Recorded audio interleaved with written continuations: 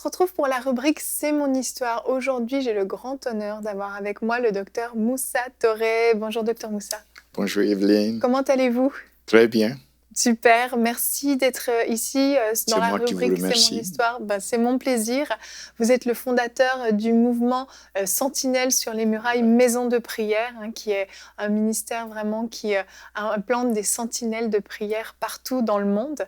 Et aujourd'hui, docteur Touré, vous venez nous partager le témoignage de votre conversion, qui est assez extraordinaire, il faut le dire. Oui, Vous êtes né dans une famille musulmane au Burkina Faso, c'est bien ça? oui, c'est ça. Et votre maman était très malade. Oui.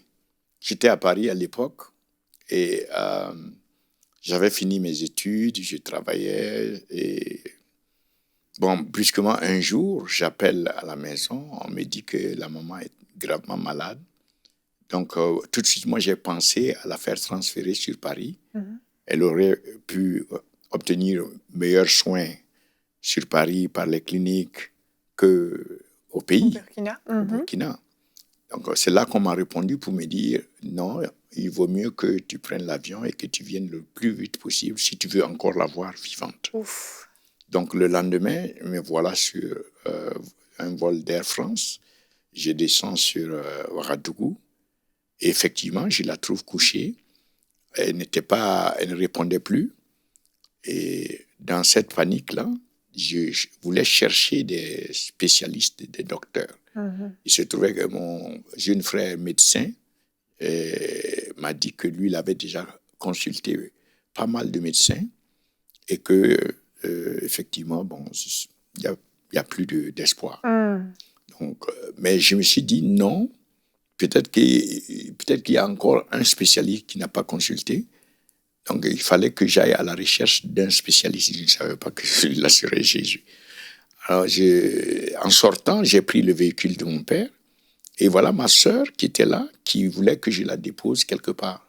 Je lui donne un transport jusqu'à quelque part. Je ne sais pas où c'était. Mm-hmm.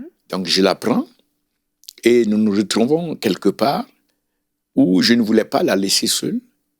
Donc, je me suis dit, je vais attendre là. Mm-hmm. Le temps qu'elle aille et qu'elle revienne. Mais elle a insisté qu'il fallait que je rentre. Donc, finalement, par curiosité, parce que je voyais une maisonnette entourée de beaucoup de vélos. C'était dans un endroit, une zone pas tellement riche. Mm-hmm. Donc, je descends finalement, je rentre dans ce lieu et je me rends compte que ces gens étaient sérieusement pauvres. À l'apparence, c'était des gens pauvres. Mais ce qui m'a choqué, c'est que ces gens avaient de la joie. Mm-hmm. Et des gens qui chantaient, qui bougeaient. Et moi, je me posais des questions, mais comment peut-on être si pauvre et à la fois avoir autant de joie? Et je voyais que ces gens avaient les bras levés vers le plafond. Et la tête comme ça, en train de chanter. Et donc, moi, j'étais arrêté, les bras croisés, et je me posais des questions. Je raisonnais. J'ai dit, mais comment se fait-il que ces gens perdent le temps ici en train de s'attendre à quelque chose des plafonds? Croient-ils que quelque chose va venir du plafond pour les aider? Et au lieu d'aller faire un petit commerce, et à travers le petit commerce, peut-être qu'ils auraient une petite marge bénéficiaire qui, par accumulation, pourrait devenir substantielle et les aider à vivre. Pendant que j'étais en train de raisonner comme ça, mes bras qui sont là ont commencé à bouger tout seuls, comme ça. Et je savais dans ma conscience que je ne contrôlais pas mes bras. Donc ma tête tournait de gauche à droite, en train de regarder ces bras qui se déplaçaient tout seuls, et mes bras allaient vers le plafond comme les autres. Et à un moment donné, ma tête, puisque je regardais mes bras de droite à gauche, c'est comme si on a saisi ma tête et on a soulevé mon visage vers le plafond. Donc, je me suis retrouvé dans cette position, comme eux, en train de regarder le plafond. Et c'est en ce moment que le son a coupé. Je n'entendais plus rien autour de moi. Et une grande lumière est apparue. En ce moment, je ne savais plus réellement où j'étais. Mais il y avait une telle paix incroyable. Et c'est dans cette lumière maintenant que je vois comme une tête de quelqu'un qui souffrait. Et la tête était abaissée comme ça.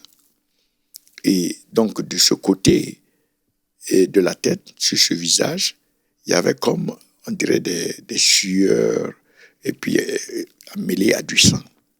Il y avait quelque chose, effectivement, comme une couronne autour de la tête. Et dans mon esprit, je me suis dit, mais ça, c'est Jésus.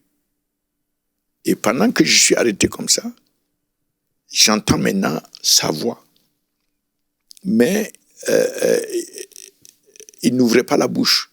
Mais la voix résonnait à l'intérieur de moi. Et la voix disait, je t'aime. Je suis mort pour toi. Et quand il a dit, je t'aime, j'ai été rempli d'amour. Et j'étais conscient que c'est un amour qui n'est pas terrestre. Et jusqu'aujourd'hui, c'est cet amour qui m'anime. J'étais envahi. Je savais que s'il ajoutait même un grain d'amour supplémentaire, j'aurais explosé. Wow. J'étais saturé d'amour. Et quand il a dit je suis mort pour toi, j'ai senti effectivement que ce sont mes péchés. Donc je ne voulais plus de moi-même. J'étais tellement conscient que j'étais mauvais. Et je ne voulais plus de cette personne que j'étais à l'époque. Et c'est en ce moment qu'il y a eu comme un changement de l'ancien moi. Il y a eu comme un nouveau moi. Et ce nouveau moi ne voulait pas que l'ancien moi le touche. Donc j'ai fait un mouvement comme ça. Et en ce moment, il y a une paix qui est venue. Et là encore, je savais que ce n'était pas une paix terrestre, une paix extraordinaire. Et cette paix ne m'a jamais quitté. Ce qui fait que je ne connais pas de tourment. Quelle que soit la situation, je sens cette paix-là. Alors, c'est en ce moment que j'ai ouvert les yeux. Et quand j'ai ouvert les yeux, j'ai vu que la présence et la puissance avaient frappé ce qui était autour de moi. Et moi, je suis allé vers ces personnes que je critiquais et je croyais qu'elles étaient folles. Oui. Je les reprenais dans mes bras comme ça. Et j'avais un sentiment d'amour pour ces personnes, c'est-à-dire des familles. C'est comme si c'était ma famille la plus proche, la famille la plus proche que je puisse avoir. Ce sont ces personnes-là. Et c'est là que j'ai dit à ma sœur, j'ai dit, il faut qu'on parte. Non, avant cela, j'ai avancé. Je me suis fait un chemin. J'ai bousculé, je ne connaissais pas le protocole d'église. Oui. J'ai bousculé les gens qui étaient devant moi. Et je me suis retrouvé devant la personne qui est censée être le pasteur. Et il y avait effectivement un pupitre, une sorte de table, petite table devant la personne. Et j'ai tapé sur la table. J'ai dit, écris mon nom. Je suis l'homme de Jésus. Et j'ai fait demi-tour. Et je suis sorti. Wow. J'ai demandé à voir une Bible. Et lorsqu'on est arrivé à la maison, je me suis enfermé dans la chambre. Et j'étais en train de lire. Il se trouve que quand j'ai ouvert la Bible, c'était dans le livre de Matthieu. Et partout où Jésus partait, c'est comme si je partais avec le Seigneur. Oui, c'est comme si la réalité de la Bible, c'est-à-dire j'étais transporté dans la réalité de la Bible. Donc je ne me rendais pas compte du temps, des heures qui passaient. J'étais là, je lisais, je continuais. Et à un moment donné, mon père m'a fait demander, parce que ce n'était pas normal pour lui que je vienne. D'habitude, quand je viens, je suis tout le temps dehors. Oui. Là, je suis enfermé dans la chambre. Qu'est-ce qui ne va pas? Donc, je suis sorti, je me suis assis à côté de lui. Mais je ne parlais pas. Je ne voulais parler de rien si ce n'était pas de Jésus. Donc, aucun sujet ne m'intéressait. Donc, je n'ouvrais pas la bouche. Et donc, dans ce silence-là, je vois ma maman qui sort en criant « Je suis guéri, je suis guéri ». Et à l'intérieur de moi, je sentais que c'est moi Jésus qui l'avait guéri. Amen. Mais si je leur disais que c'était Jésus, ils auraient cru que j'étais fou. Oui. J'étais devenu fou parce que le matin encore, j'étais musulman. Ben oui. Et voilà, l'après-midi, je parle de Jésus, etc., etc. Donc, c'est à partir de là que je suis allé faire changer mon billet d'avion. Je suis rentré sur Paris. Et ce qui m'a étonné, c'est que j'avais une telle compassion pour les gens. Je ne savais pas encore prier, mais j'avais une telle compassion que lorsque je voyais quelqu'un qui était malade, je visitais les gens. Lorsque les personnes disaient qu'elles étaient malades, je demandais à Jésus, s'il te plaît, guéris telle personne. Et je voyais le miracle. Les gens guérissaient. Et lorsque je priais, même la première fois que je suis allé à l'église, je suis rentré dans une bouche du métro le dimanche matin. Et j'ai dit à Jésus, j'ai dit, OK, le métro où je vais sortir, la première église que je vais voir, c'est là que je vais aller. Je sors d'une bouche de métro et la première église, c'était une église évangélique. Et le pasteur, c'était un juif français et qui était très, très bien. Je me souviens encore de son nom. Mais c'est que chaque dimanche, lorsqu'on demandait qui voulait accepter Jésus, j'étais le premier à lever ma main et j'avançais, j'acceptais Jésus jusqu'au jour où on m'a appelé pour me dire non, ça ne se passe pas. Il n'y a plus besoin là. Voilà, exact.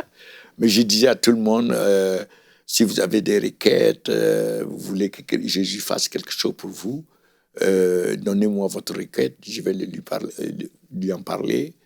Parce que moi, je leur disais, je suis le fils de Jésus. Wow. J'étais convaincu que j'étais le fils de Jésus et j'étais convaincu qu'il était mort pour moi.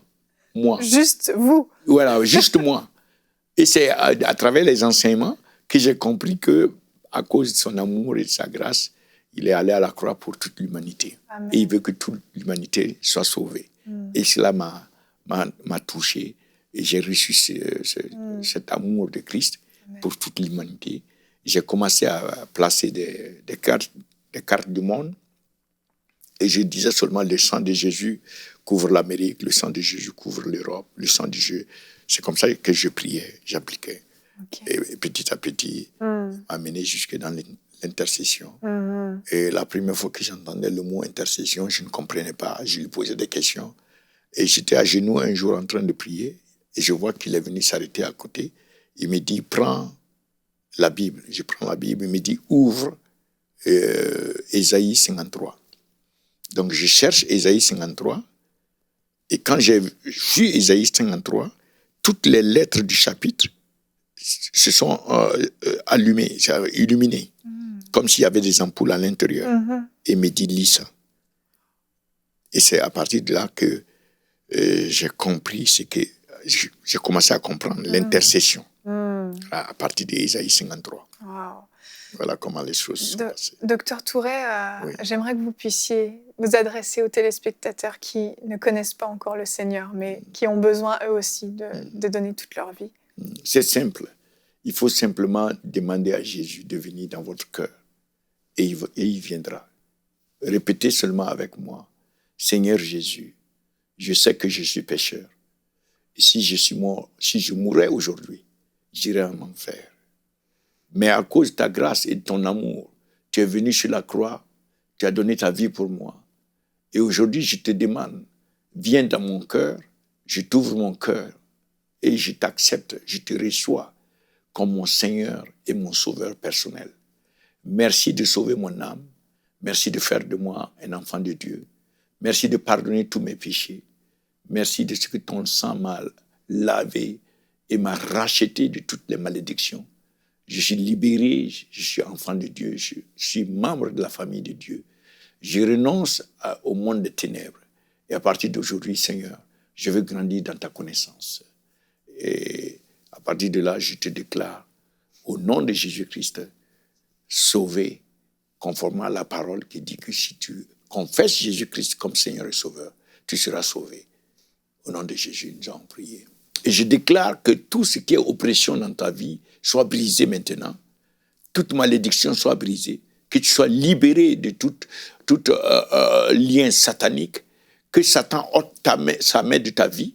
J'ordonne à tout démon de quitter ta vie. Toute maladie soit détruite maintenant dans ton corps. Et je proclame les bénédictions sur ta vie. Que les anges de Dieu vienne avec les bénédictions qui attendaient de venir dans ta vie, que tu reçoives les miracles dont tu as besoin. Au nom de Jésus-Christ, nous avons prié.